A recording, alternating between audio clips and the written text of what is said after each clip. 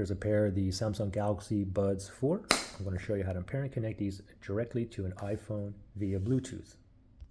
The iPhone that I'm using here is an iPhone 16e.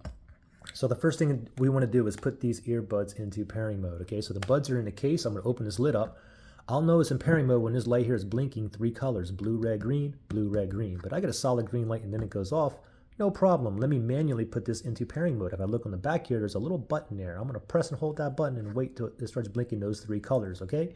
Button there, ready, go. Press and hold. Just keep holding for like 5 seconds or just wait until those 3 lights. Red, green, blue, red, green, blue. There it is. Let go of that button.